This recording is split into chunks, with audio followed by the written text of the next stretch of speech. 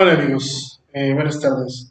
Hoy me gustaría dedicar esta sesión a un tema que bueno es muy importante para la comprensión de la criminología y de la criminalística del siglo XX, aunque bueno, el origen es muy antiguo. De hecho, este video está dedicado a estudiantes de criminología.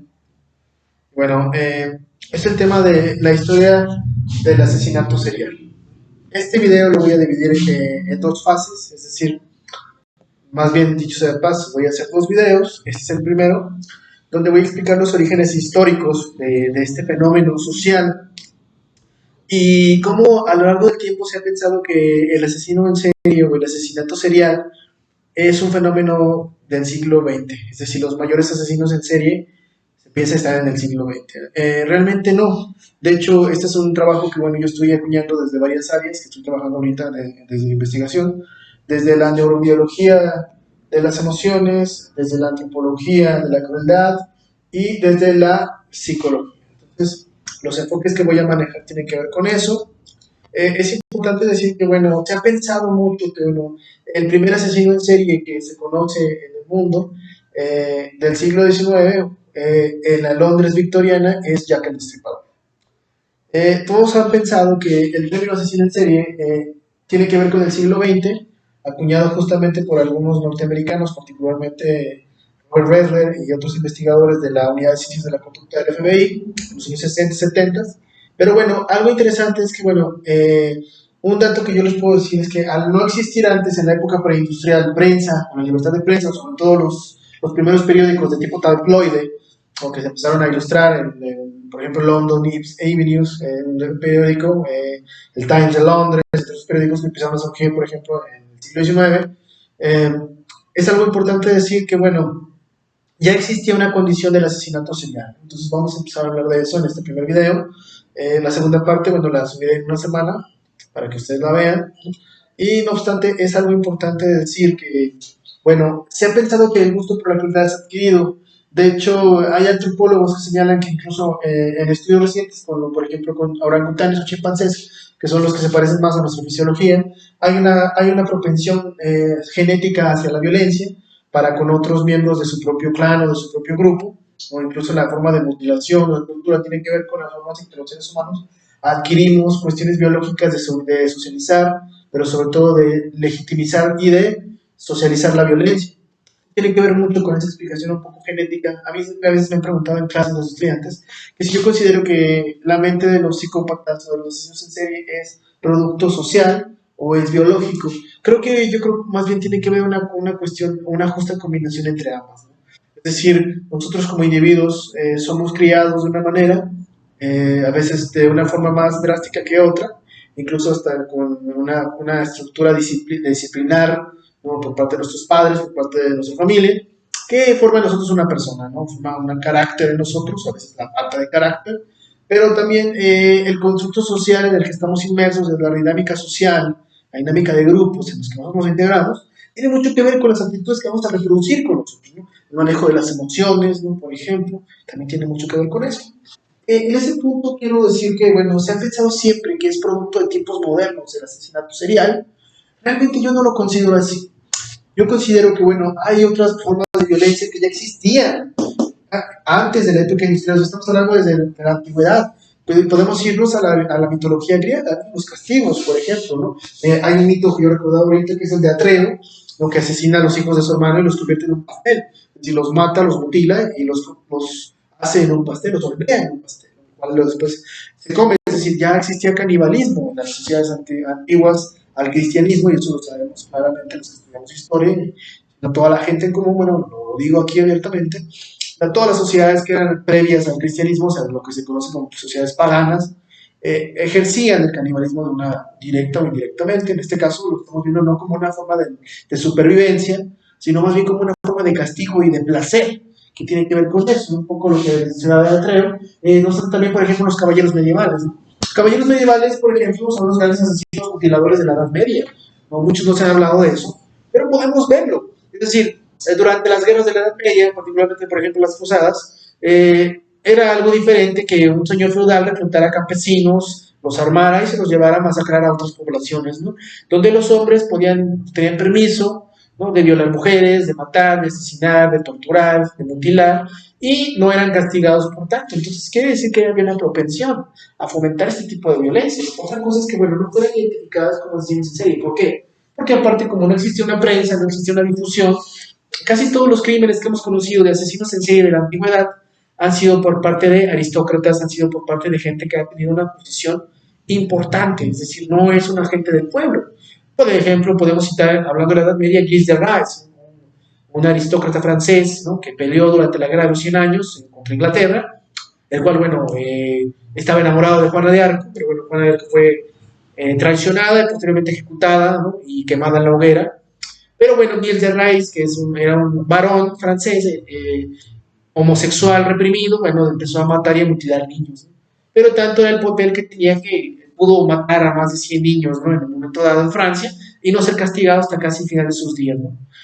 Otro ejemplo sería el del gran voivoda, es decir, el terrateniente. El término voivoda se aplicaba a los territorios de Europa del Este. Vlad Tepes o Vlad el Empalador, igual, este gran noble rumano que ahora ha sido un estereotipo, un arquetipo del vampiro, que Bram Stoker se basó en él para crear a Drácula. Pero bueno, algo importante justamente es este noble romano tenía un castigo que aplicaba a sus enemigos, que era el empalamiento, ¿no? Es decir, una mutilación por medio de una estaca de madera afilada que se introducía por el ano de la víctima y terminaba saliendo por la garganta o las cuerdas bucales del sujeto, ¿no? Atravesándolo literalmente, ¿no? De manera vertical. Este tipo de castigos con la idea de lanzar una motivación, es decir, tampoco fue castigado hasta casi el final de su vida, cuando fue arrestado por las tropas húngaras, fue llevado a Budapest, donde murió, ¿no?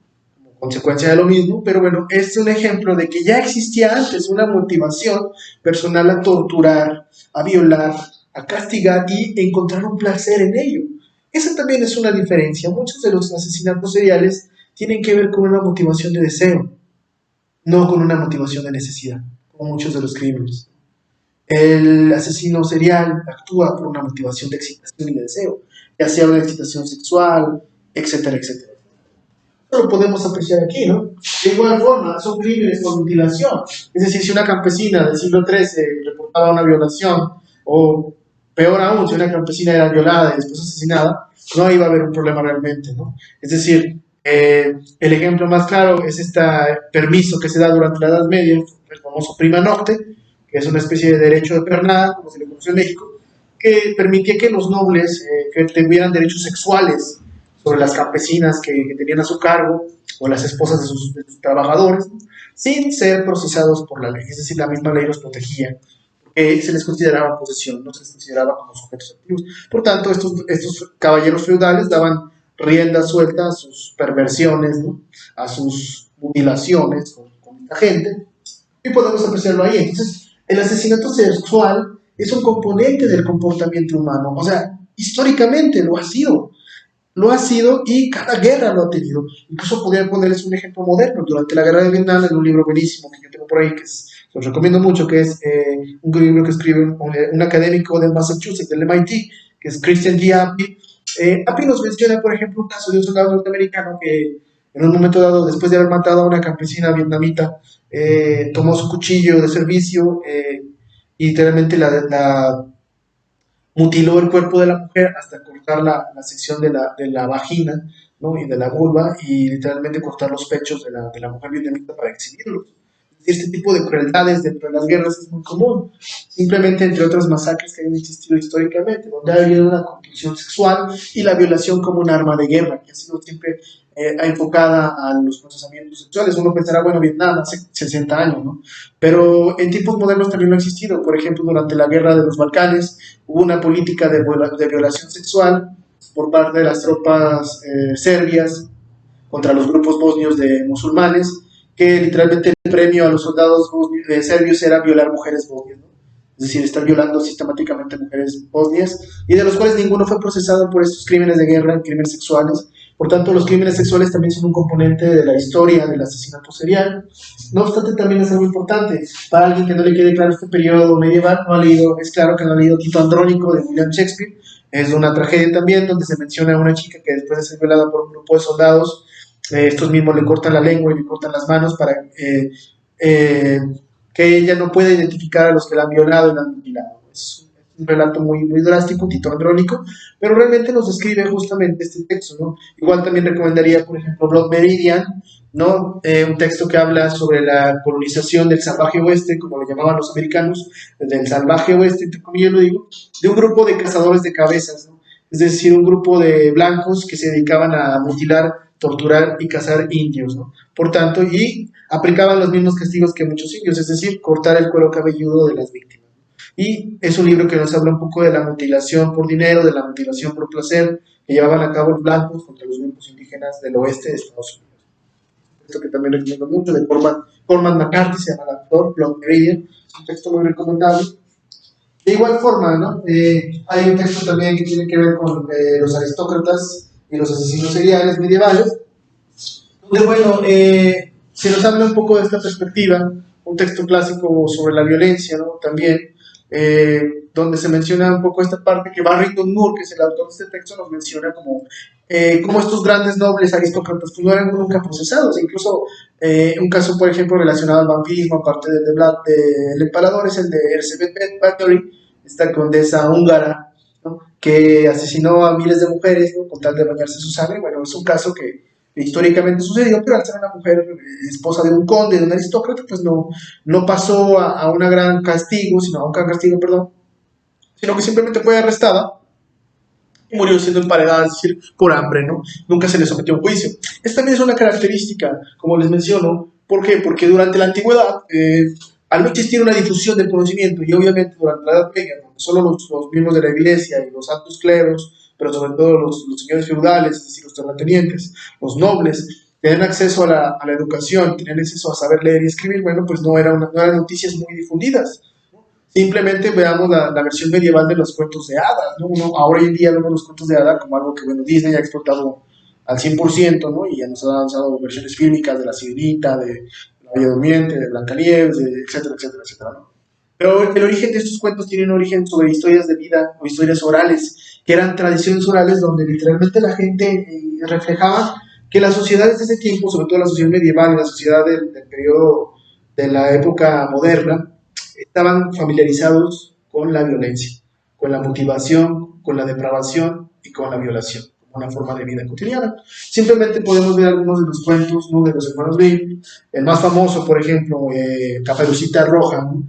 Donde esta posición del lobo refleja no solo aspectos emocionales, que bueno, Bruno Bettelheim, en un libro buenísimo que se llama Psicoanálisis de los cuentos de hadas, que también lo recomiendo yo. Bueno, no se preocupen, de hecho todos estos libros que estoy recomendando los voy a poner en la descripción del video, al final, en la caja de comentarios para que ustedes puedan consultarlos. Muchos de ellos están en línea, incluso bueno, yo puse algunos, si alguien quisiera que se los pase, pues puede escribirme, yo con gusto le paso una copia de estos textos que le pueden servir para entender un poco más estos temas.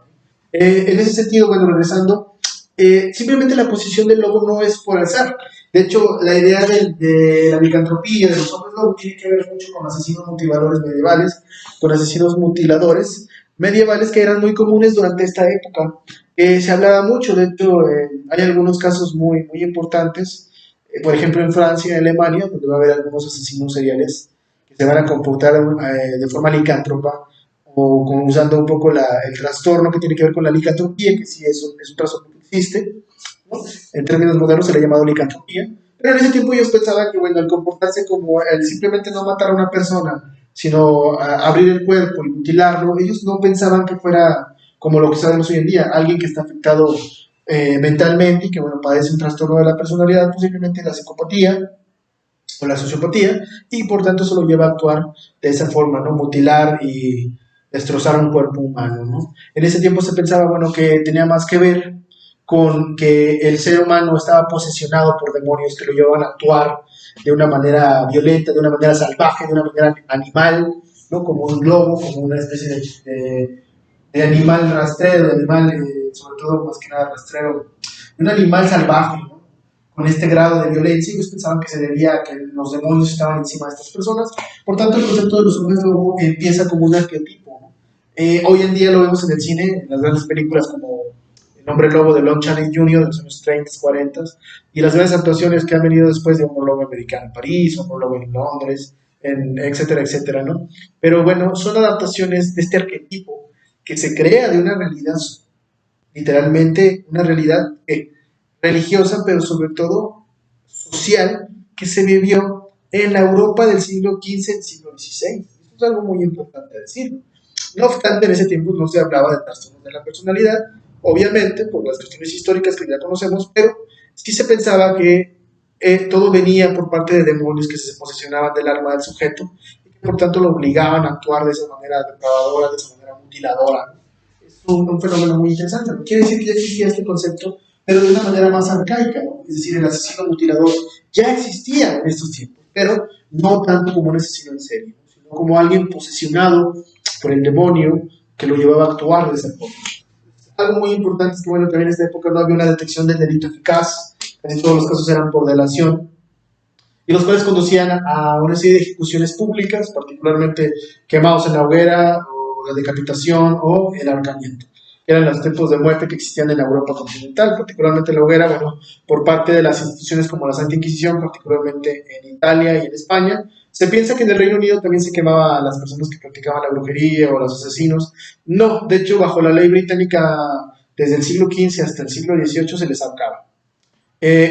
No obstante, en las sociedades como Italia, Bolonia, bueno, los estados italianos, tal cual no existía Italia, los estados italianos, España y obviamente la Nueva España y la Santa Inquisición, sí se les quemaba, se les sometía a un juicio, luego tortura y posteriormente la quema pública, como la hoguera como castigo, ¿no? Esto podemos verlo en muchas referencias, por ejemplo, en la novela de Humberto Eco, en la novela Rosa, nos menciona un caso de que alguien está matando por un libro, pero la forma de matar a las personas es muy violenta. Es decir, este tipo de patologías existen en la antigüedad, una condición genética. Ahí podemos hablar de esta parte de neurobiología, ¿no?, de las emociones, donde estamos viendo que hay una predisposición de los sujetos a realizar actos de extrema crueldad. Tal vez, como lo menciona Barrington Moore en las bases sociales de la injusticia social y la violencia, nos dice Barrington Moore que tal vez la condición de los seres humanos es hacer sufrir a otros seres humanos. Lo podemos ver incluso hoy en día, ¿no?, ya con otras cuestiones más avanzadas, con la idea del psicoanálisis, con las grandes teorías de la psicología del siglo XX, que ya inclusive hay formas de manipulación social que tienen que ver con castigos, ¿no?, con crueldad, no solo la física, sino otras formas de crueldad. Pero en la antigüedad quiere decir que ya existía una predisposición a este tipo de casos. Y esto es algo muy importante. Las referencias que les doy pueden ustedes buscarlas. Como les digo, les voy a poner las referencias en el texto y en el libro. Pero sobre todo de estos libros y textos yo recomiendo que ustedes puedan buscar estas referencias para que sea más el análisis profundo hacia la idea del asesinato serial. También algo importante a decir, bueno, es que se ha pensado que los cuentos hoy en día son la referencia directa, sí, pero justamente son la referencia a historias orales que nos dan cuenta de algunos arquetipos incluso de la literatura. Los hombres lobos, los vampiros, ¿no?, algunos de los grandes arquetipos, ¿no?, de la literatura del terror, ¿no?, del cine, de la industria que se ha beneficiado de eso, pero que en su momento reflejaban con las conductas, los patrones y sobre todo los crímenes de asesinos en serie. Y eso es algo muy importante. Jack el Destripador pasó a la historia porque coincidió con la libertad de expresión en el Reino Unido, en este momento Inglaterra, en segundo término con la aparición de los primeros textos tipo tabloides, es decir, los periódicos o gacetas de investigación, ¿no?, de crímenes, ¿no?, donde, bueno, el caso se convirtió en un caso conocido mundialmente, el Jack el Destripador, aunque realmente solo se le comprueban 5 muertes de 5 prostitutas que él asesinó y mutiló posteriormente, removiéndoles a todas sus órganos sexuales reproductivos. No obstante, si leyeran Blood Meridian, es un texto que recomiendo yo, se darían cuenta que esto pasó no solo en esa época, sino en el salvaje oeste. Si leyeran Tito Andrónico de Shakespeare, como lo mencionaba, si leyeran, por ejemplo, las crónicas medievales de las primeras cruzadas, se darían cuenta de que todo este tipo de casos son históricos. La primera cruzada que tomó Jerusalén en el siglo X, lo primero que hizo fue masacrar a toda la población árabe que vivía dentro de los muros de Jerusalén. Simplemente en la literatura, en el arte, en la pintura, sería bueno que se viera la serie de grabados de Francisco de Goya, este gran pintor español, llamada Los desastres de la guerra, donde él representa las castraciones, las violaciones y los asesinatos que cometieron las tropas napoleónicas durante la ocupación de España y Portugal en el siglo XVIII y XIX, finales del siglo XVIII, siglo XIX, donde hubo una serie de mutilaciones y ataques a la población civil española, Que Goya justamente pone este nombre efectivamente de una manera muy buena, los desastres de la guerra, y lo podría decir desde mi punto de vista como académico, los desastres de la guerra, por ejemplo, en las guerras civiles centroamericanas, de la parte académica, por ejemplo, la de Guatemala, donde hubo masacres, la insensibilidad de los soldados, por ejemplo, yo recuerdo la masacre de Río Negro, donde masacraron a una población de indígenas, por ejemplo, y bueno, fue sistemática porque primero mataron a hombres, niños y ancianos, y después a las mujeres entre 10 años a 60 años las dejaron vivas para estar violándolas sistemáticamente y que no obstante además cocinaran para los soldados. Este tipo de crímenes por mutilación nos hablan un poco también de las tendencias de cómo los ejércitos han actuado de una manera cometiendo atropellos de este tipo seriales y sexuales, pero sobre todo que tienen que ver con esta patología de crímenes por mutilación y de disfrutarlos, de un placer por hacer sufrir y de crueldad extrema. Esta sería la primera parte de la historia del asesinato serial. Yo subiría la siguiente parte de una semana. Espero que les guste. Bueno, quedo como su más ferviente servidor. Recuerden siempre, su concentración determina su fe. Chao.